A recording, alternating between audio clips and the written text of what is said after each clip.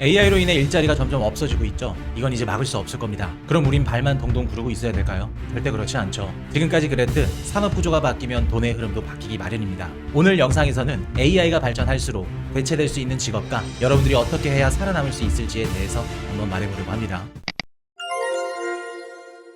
여러분들 얼마 전 월스트리트저널에서 충격적인 제목의 기사 하나 나온 거 보셨나요? AI가 화이트 칼라 일자리를 삼킨다 라는 기사인데요. 실제로 그럴까요? 아마존은 이미 본사 인력 14,000명을 줄였고요. UPS는 작년부터 사무관리직을 14,000명이나 감축을 했습니다. 타깃이나 리비안, GM까지 AI 일자리 대체는 이미 실제로 월가에서 진행되고 있는 이야기죠. 네, 여러분, 이 뉴스를 본 대부분의 반응들이 뭐였을까요? 아, 무섭다. 내 일자리는 괜찮을까? 딱 거기까지였습니다. 많은 분들이 불안해하고 걱정했지만 딱 거기까지였죠. 근데 저는 이 기사를 조금 다르게 읽었습니다. 기업들이 인력을 감축하고 있다는 건 그 감축하는 비용만큼 그 돈이 어딜론가 옮겨가고 있다는 뜻이죠. 인건비를 줄인 만큼 그 돈이 AI 인프라로 이동을 하고 있다는 겁니다. 실제로 2026년도 AI를 도입한 기업들의 이익은 기록적인데요. 오늘은 두 가지를 얘기할 겁니다. 왜 이런 변화가 과거와 본질적으로 다른지, 그리고 개인 투자자가 이 흐름에서 어떤 자리를 잡아야 되는지 지금부터 시작해 볼게요. 자, 먼저 여러분, 진짜 중요한 포인트 하나 짚고 갈게요. 이번 기술혁명은 지금까지 나왔던 혁명과는 전혀 다릅니다. 과거를 한번 쭉 떠올려 보세요. 증기기관이 나왔을 때 누가 밀려났죠? 농부였죠. 조립라인 시대에는 장인들이 밀려났습니다. 공장 자동화 때는 육체 노동자가 대체됐고요. 생산의 세계화가 이뤄진 이후에는 제조업 종사자들이 타격을 받았습니다.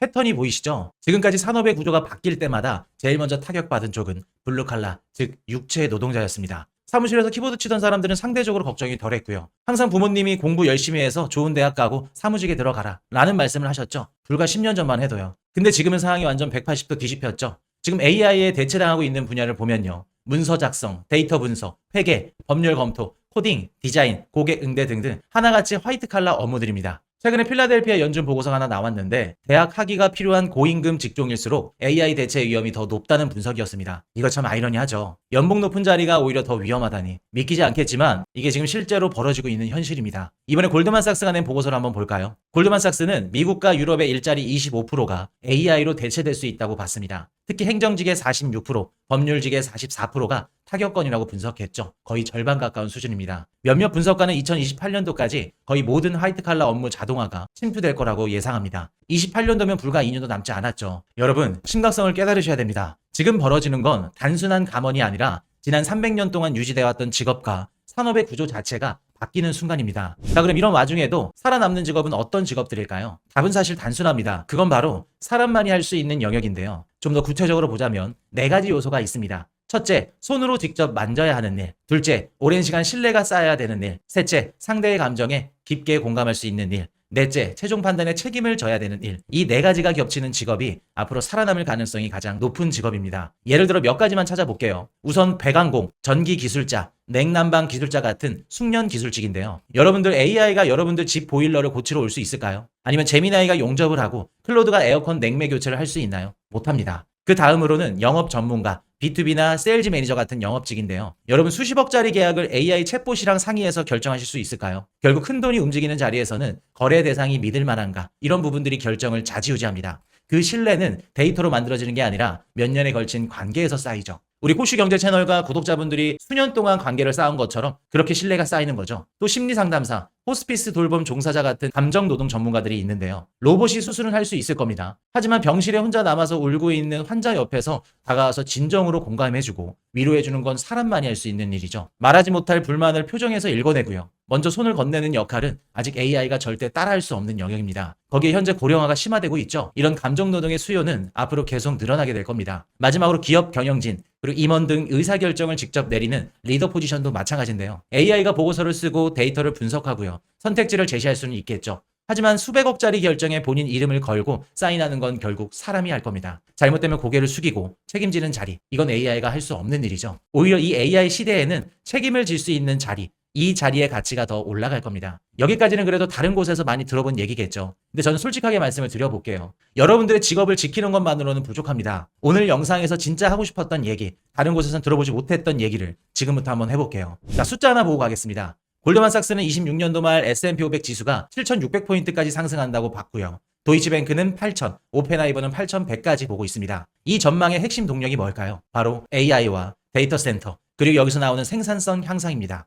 한쪽에서는 일자리가 사라지고 있는데 다른 한쪽에서는 주가가 사상 최고치를 찍고 있는 거죠. 이게 무슨 뜻일까요? AI가 인건비를 줄인 만큼 그 돈이 고스란히 기업 이익으로 들어가고 있다는 뜻입니다. 그리고 그 이익의 주인은 바로 주주가 되겠죠. 여기서 잠깐 인터넷 버블 시절로 가볼게요. 2000년도 닷컴 버블이 터졌을 때 수많은 인터넷 기업이 망했죠. 근데 인터넷 자체는 어떻게 됐죠? 오히려 우리 삶에 더 깊숙이 자리 잡게 됐습니다. 그리고 그 버블이 터진 틈을 비집고 아마존과 구글, 애플과 같은 기업이 빠르게 치고 올라왔죠. 지금 이 순간 AI가 너무 과열된 거 아니야? 라고 생각하신 분들 분명히 계실 겁니다. 물론 맞는 부분도 있어요. 부채만 잔뜩 끌어쓴 허약한 AI 기업들이 결국 쓰러지게 되겠죠. 하지만 AI 기술 그 자체는 절대 사라지지 않고 오히려 우리 일상 깊숙이 더욱더 파고들 가능성이 높습니다. 자, 이제 본격적으로 들어가 볼게요. 많은 분들이 AI 투자라고 하면 특정 회사 하나를 떠올릴 겁니다. 근데 여러분, AI 산업은 하나의 회사가 아니라 거대한 생태계입니다. 이 구조부터 이해를 하셔야 돈의 흐름이 파악될 수 있을 거예요. 쉽게 말하자면 이렇습니다. AI 산업을 하나의 고층 빌딩이라고 생각을 해볼게요. 맨 위층에 챗GPT나 클로드 같은 서비스가 있습니다.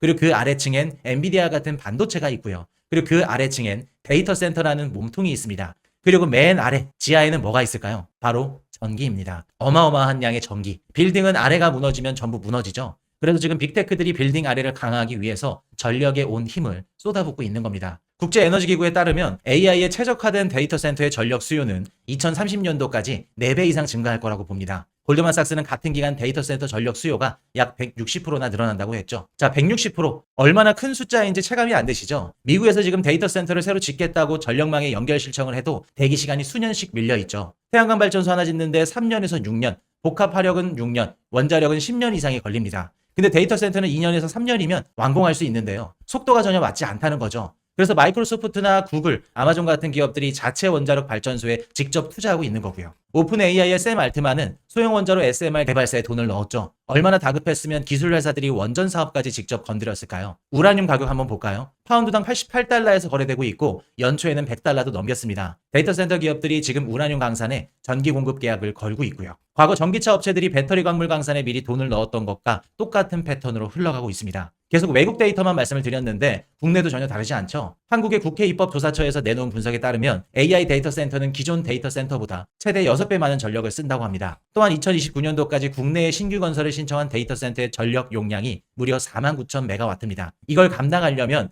1기가와트급 원전을 50세기나 새로 지어야 되는 수준인데요. 참고로 현재 한국에서 가동 중인 전체 원전의 개수는 26기밖에 안 됩니다. 대략적으로 2배가 넘는 수치죠. 전기세 부담은 당연히 올라갈 겁니다. 우리가 내는 전기 요금 안에 이 비용이 녹아 들어가겠죠. 그리고 그 반대편에선 전력 인프라 기업들, 원전 관련 기업들, 그리고 전력망을 현대화하는 기업들이 엄청난 수혜를 볼 거고요. 여러분들이 부담하는 비용이 누군가의 수익이 되는 구조라는 겁니다. 자, 그럼 우리 같은 개인 투자자가 이 흐름에서 편승을 하려면 실제로 어떻게 해야 될까요? 처음부터 수십 개 종목을 하나하나 분석하려 들면 지칠 겁니다. 솔직히 개인이 종목을 전부 파고드는 건 한계가 있어요. 그래서 저는 지금부터 ETF를 일종의 지렛대로 쓰는 방식을 말씀드릴 겁니다. 층별로 묶어놓은 바구니를 사는 거라고 생각하시면 됩니다. 딱 3개만 기억하세요. 빌딩의 위층, 중간층, 지하층. 이 3개 층을 대표하는 바구니를 하나씩 알아볼게요. 첫 번째, 가장 위층입니다. AI 소프트웨어와 기술주 전반이 여기에 담기는데요. AI 시대의 기술주 자체를 놓치지 않는 가장 기본적인 베이스 캠프라고 볼 수 있습니다. 변동성이 크긴 합니다. 근데 장기적으로 기술이 세상을 더 삼킬 거라고 보신다면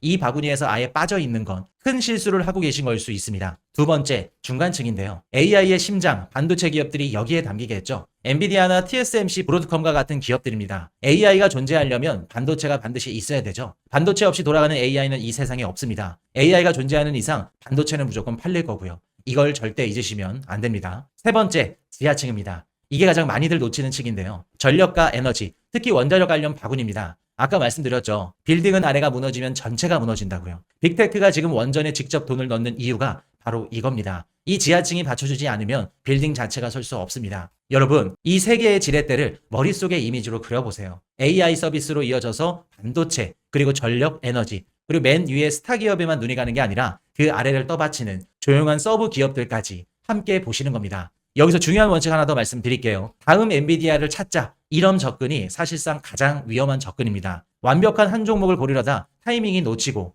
물리고 손절하고 이 과정에서 대부분의 투자자분들이 시장에서 퇴출당하고 있죠. 나무 하나를 찍지 말고 숲의 결을 보세요. 어느 층에 얼마나 배분할지 그 비율을 본인의 상황에 맞게 정하시는 게 훨씬 더 현명한 접근법입니다. 오늘 핵심 정리해볼게요. 첫 번째, 이번 AI 혁명은 화이트 칼라부터 위협하는 역사적으로 전례 없는 혁명입니다. 28년도까지 2년도 남지 않았죠. 불안한 건 당연합니다. 하지만 가만히 있으면 아무것도 바뀌지 않아요. 둘째, 살아남는 직업의 공통점은 사람만이 할 수 있는 영역이라는 점입니다. 몸, 신뢰, 공감, 책임, 이 네 가지 키워드를 기억하시길 바랍니다. 셋째, 가장 중요하죠. 내 직업을 지키는 것만으로는 이젠 부족합니다. AI가 인건비를 줄인 그 돈이 어디로 흘러들어가고 있는지 그 경로를 찾아서 잘 들여다보셔야 됩니다. 돈이 몰리는 곳으로 가라는 거죠. AI 서비스와 반도체, 전력 에너지, 세 개의 지렛대를 머릿속에 넣어두세요. 여러분, 제가 오늘 계속해서 빌딩 얘기를 드렸죠. 위층, 중간층, 지하층. 사실 이 비유를 드린 이유가 있습니다. 대부분의 사람들은 빌딩을 볼 때 고개를 들어서 윗부분을 보죠. 간판이 어디 달려 있는지, 어떤 회사가 가장 높은 층을 쓰는지. 근데 건물을 직접 지어본 사람들은 압니다.